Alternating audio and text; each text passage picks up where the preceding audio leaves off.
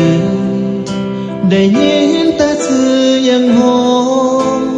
หลับตานึกตุ่มดอกยังหอมไปหอดหัวใจย้อนดวงจำปาเจ้าเป็นบุพามาลายิ่งใหญ่คนลาวทุกหัวใจใส่สื่อความหมายต่อกันเบิ่งเจ้ายามค่อยเหงาก็เห็นบ้านเฮาในใจเห็นหน้าทงพงไทยเที่ยวเขาน้อยใหญ่สูงสันเห็นหน้าพี่น้องลงอาบน้ำของห้องลำหยอกกันยินเสียงแคนเป่าจันคือได้เมื่อยามบ้านเฮามาอยู่บ้านเขา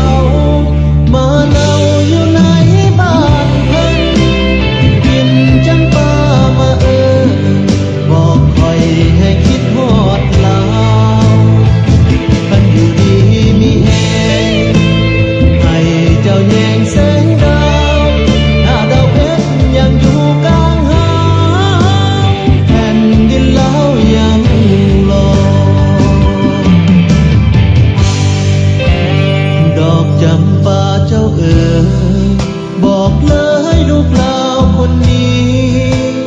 บ่มีสักนาทีสิลืมแผ่นดินแม่พ่อ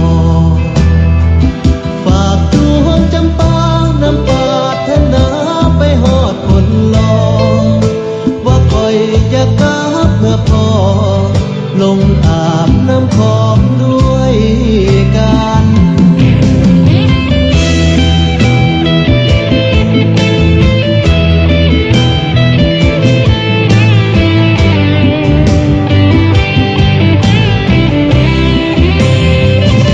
มาอยู่บ้านเขามาเนาอยู่ในบ้านเพิ่น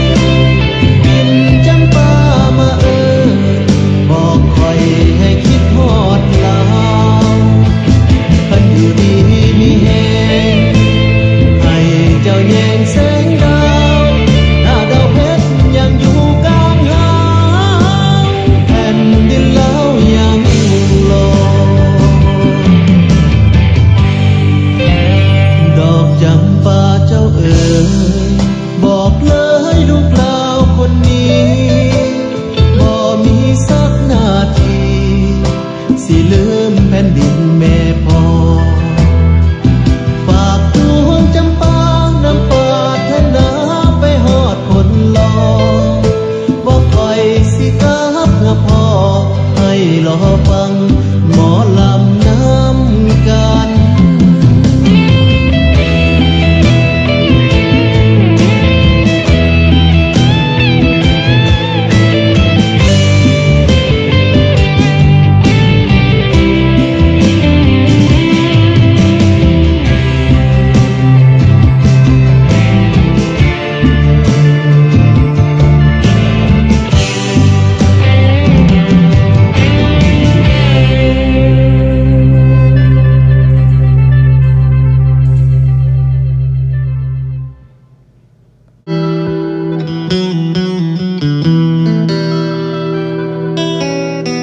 โอ้ย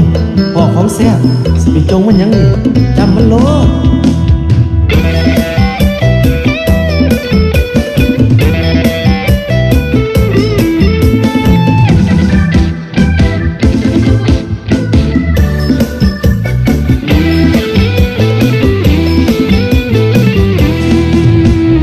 จากลาวแลนแดนดินมาหากินที่แผ่นดินเขาแต่ว่าความเป็นลาว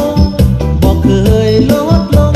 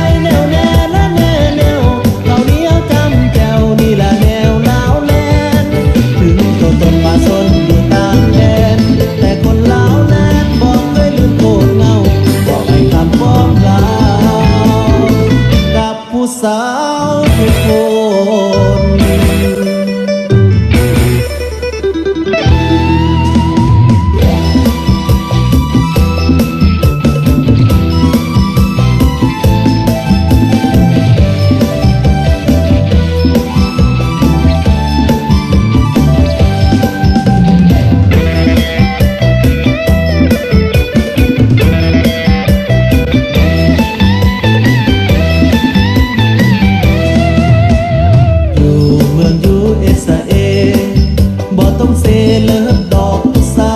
วเว้าคำฮักคำลาวๆกะอินแล้วเด้อหน้ามนต์บอกแค่ไผเว้าไผว่า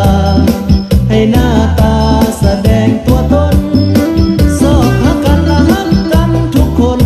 ให้อายตัวตนเห็นแล้วมันคันแผ่วพี่น้องลาหงหักกันดนยกดอกมาจนยาหมอลำโลดแล้วจำเจ้าใน USA แล้วก็ยังจำแจ้วยืนยันด้วยใจแน่วแน่และแน่แนวเขาเลี้ยวจำแก้วนี่ละแนวลาวแลนถึงตัวตนมาสนอยู่ต่างแดนแต่คนลาวแลนบอกเคยลืมโคตรเงาบอกให้คำฟ้องกล่าวกับผู้สาวทุกคน